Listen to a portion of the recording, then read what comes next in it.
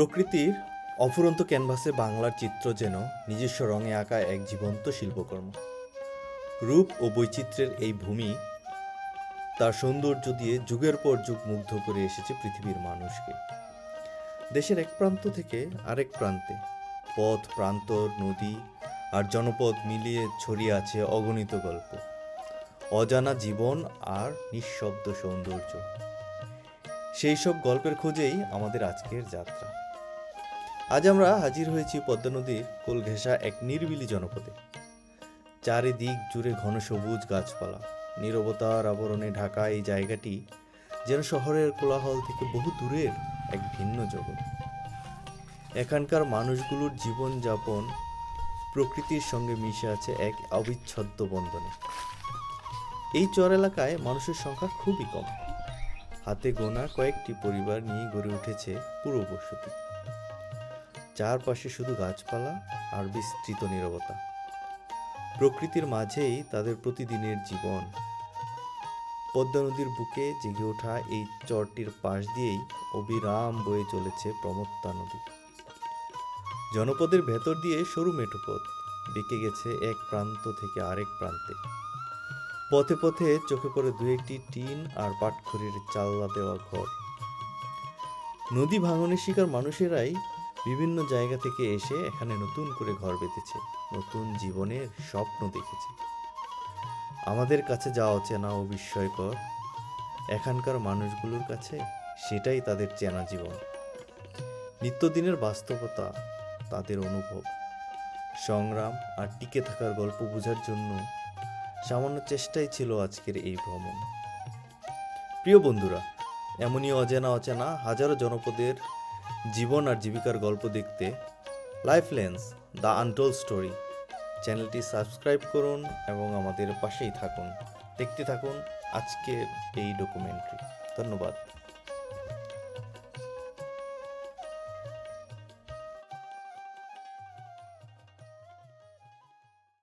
কেমন আছো তোমরা?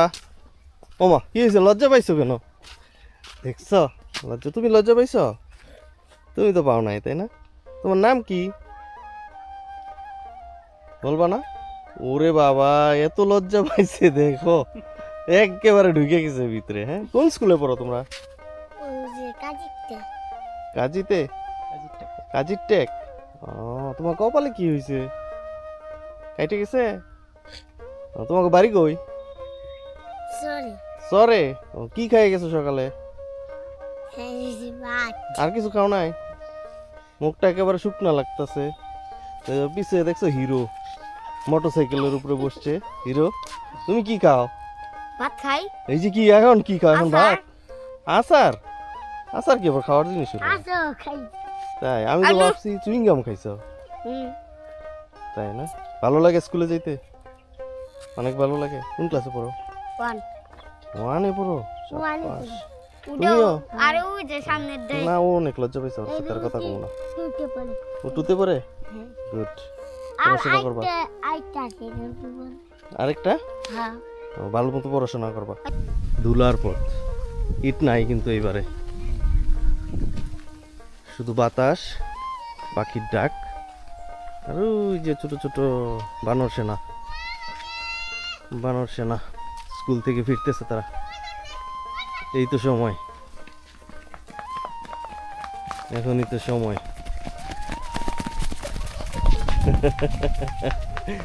ক্যামেরাটা অন করতে দেখা দৌড়।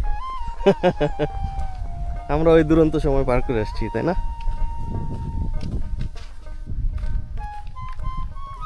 এই মেঠোপথ ধরে যতই এগিয়ে যাচ্ছি, ততই যেন মায়ার জালে জড়িয়ে যাচ্ছি। আসলেই তো, এই মেঠোপথের মায়া। এই পথে যারা একবার হেঁটেছেন, যারা গ্রাম থেকে শহরে এসেছেন, তারা কি আর সেই শৈশবের মতন করে এই মেঠোপথে ফিরে যেতে পেরেছেন? ঢাকা শহরে ইট পাথরের জঙ্গলে যখন আপনি হাঁটবেন, সেই এক অনুভূতি। আর গ্রামের রাস্তায় যখন আপনি যেয়ে শখ করে খালি পায়ে হাঁটবেন, সেই এক অনুভূতি। কিন্তু সেই শৈশব, সেই সময়, সেই শিশুবেলা, সেই দৌড়দৌড়ি, ছুটোছুটি, হুড়োহুড়ি, পারাপারি, বন্ধুদের সাথে হুল্লোড়, সেই স্কুল ব্যাগ নিয়ে স্কুলে যাওয়া, সেই সময় কি আর আসবে? এই তো সেই জীবন। মানুষের জীবনে ব্যস্ততা মানুষকে তার শৈশবকে, তার অতীতকে ভুলিয়ে দেয়। তবুও আপনাদের নিয়ে চেষ্টা করেছি ভালো আছেন গেলা? একটু ফিরে যেতে সেই সময়তে, এই প্রকৃতির কাছাকাছি। হ্যাঁ গাঙ্গের পরে থান আপনারা। হ্যাঁ গাঙ্গের পারে ওই সামনের সরে।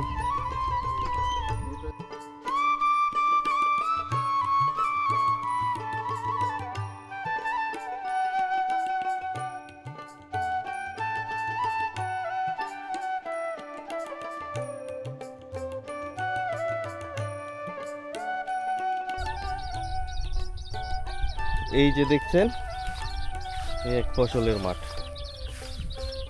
দিগন্ত জোড়া যত দূর চোখ যায় সমস্তটাই ফসলে ভরা। এই কৃষক কাজ করছে, তাদের মাথার ঘাম ঝরানো সোনা ফসল। দেখাবো এক মজার জিনিস, অনেকেই চেনে অনেকেই চেনে না। কাকতাড়ুয়া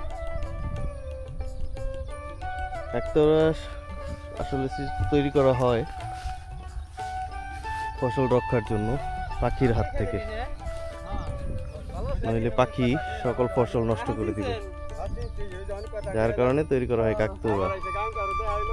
কাকতাড়ুয়ার উপরে বেসিক্যালি একটা মাটির হাড়ি থাকে, যেখানে নাক মুখ চোখ আঁকা থাকে, যেটা মানুষের অবয়বে সৃষ্টি করা হয়। কিন্তু এখানে আসলে সেই অবয়বটা নেই, যেহেতু তারপরও তাদের এই দুর্গম চরে যৎসামান্য দিয়ে তৈরি করার চেষ্টা। এই তো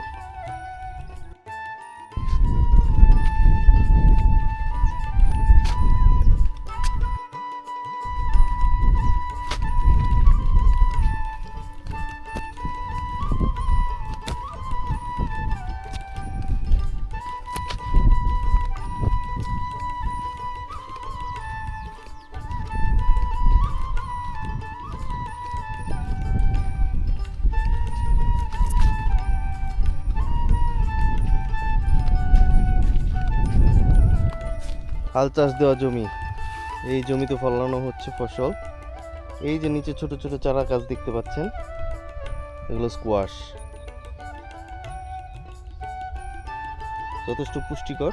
আর এই স্কোয়াশ চাষের মূলে আছেন আমাদের এই বৃদ্ধ কৃষক চাচা, তার মুখ থেকেই শুনবো তার বর্তমানের এই চাষাবাদের পদ্ধতি, তার পরিশ্রম, তার কষ্টের ঘাম মাথা থেকে পায়ে ফেলে যে আমাদের খাদ্যের যোগান দেওয়ার চেষ্টা, সেই কথা।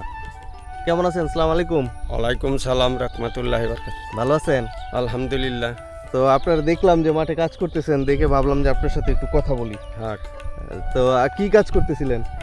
আমি কৃষি কাজ করি, এই যে দরকারে খেতে দরকারে সব কিছুই করি, মানে করেন স্কোয়াশ লাগাই, তারপরে বাঙ্গি করি।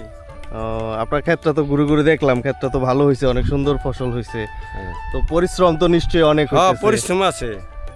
এত পরিশ্রম করেন, সেই পরিশ্রমের মূল্য পাওয়া যায়? মূল্য সবসময় তো পাওয়া যায় না।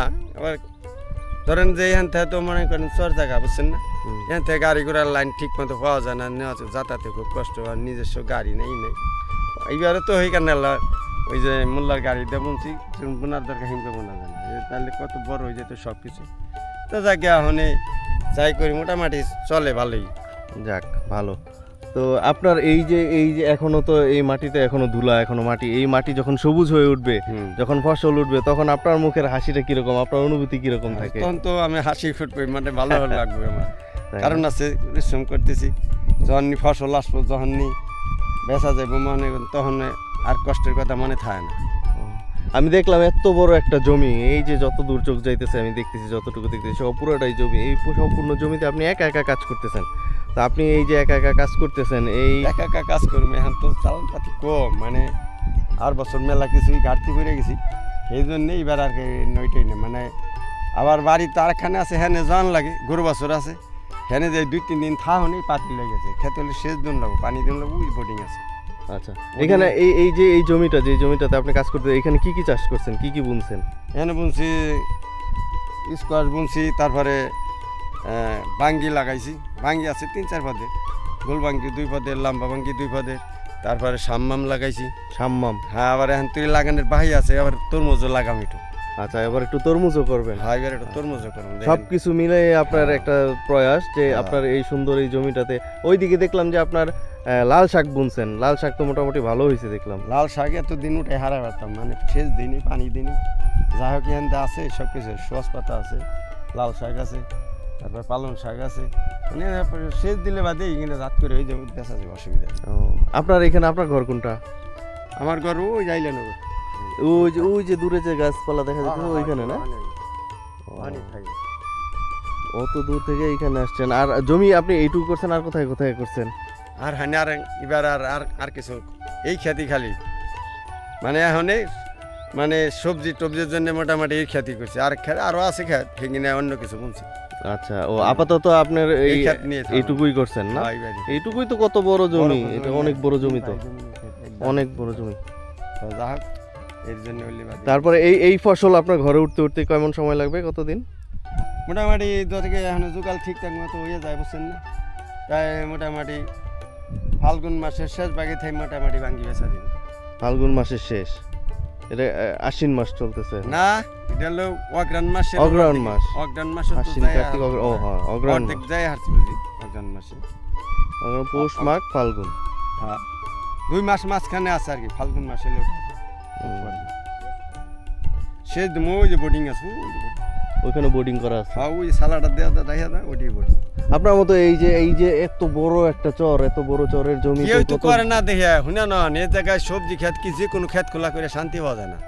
শহরের মানুষে করে কি, এই যে কোনো রকম কলে টলে যাই বলছে না, এখানে ওঠার পরে গরু দিব, খালি বাড়ি থাকে পাকা সাইড দিয়ে দিব, এই জন্য কিছু করা যায় না। আর যদি গরু আটকে না থাকে, আষাঢ় মাস তুই ফসল হইব, আষাঢ় মাস তুই ফসল হইব, অসুবিধা কি? গবাদি পশুর কারণে শান্তি মতো করা যায় না। আচ্ছা আমি কই, আমি খেতে তো 1 লাখ করতেছি, এখানে আরো 5টা খেতে করতো, তাইলে সারাটা দেখশন হইতো। যেমন ওই ইসলাম করুন, ইসলামের জায়গায় তো আর আমি নাই কে, ইসলাম যদি একখানা আমরা থাকতাম তাহলে আরো 2টা খাই। তাই এবার বুদ্ধি করছি যে যাই করতে করতে যদি মানুষ বাইরে বাইরে নাইলে না বাইরে, গরুটা বান্ধা পড়লেই হয়, গরু তো আমার অন্যায় না করলেই হয়। এখন ধরেন আপনার এই যে জমিটুকু আপনি করতেছেন, এখন এই জমিতে গরু বানলো না কেউ, গরু ছাড়াই থাকলো, এখন আপনি যদি আরো ফসল করতে তাহলে আপনি যদি চারপাশে বেড়া দিয়ে করেন, আরো বড় জায়গা নিয়ে বেড়া দিয়ে যদি করেন, বেড়া দিয়ে তো মেলা খরচা।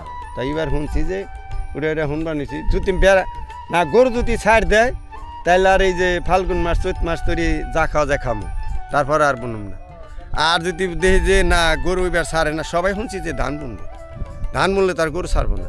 তো গরু যদি না ছাড়ে তাহলে যে কোনো ফসল রাখা যাবে। তাহলে আপনারা তো এই যে এই চরের মধ্যে অল্প কিছু মানুষ, হ্যাঁ, অল্প হ্যাঁ। কিছু ঘর, তাহলে সবাই যদি একজোট হয়ে এরকম একটা সিদ্ধান্ত একজোটের মাই দেখি হ্যাঁ হলো গরু মেলাটি, আর হে যদি ছাড়ে কারণ আছে তাইলে সবাই ছাড়বো, আর হে যদি বাঁধে হ্যাঁ উদ্দেশ্য হ্যাঁ ছাড়লে বাদে অনেকজনই কয় ফাল্লাই গরু বাঁধছে, আমরা গরু মারুম না, তারা সাইড দিতে আমরা সাইড দিম, এই ঘটনা।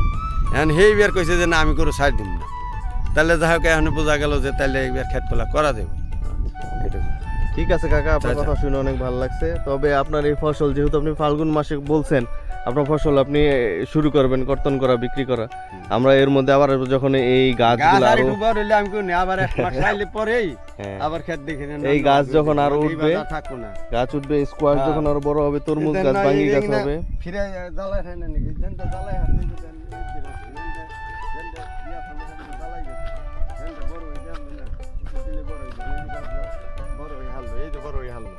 আর কয়দিন এটা সেচ দিমে, সেচ দেওয়া ওষুধ পানি দিলে মানে গাছ বড়, সেচ দেওয়া ওষুধ পানি দিলে গাছ বড়। আমি এখানে বড় হয়ে গেছি, খালি জমুর দেয় ফিরে পরে খুশি দিছি। এখন আপনার শুধু যত্ন করার বাকি।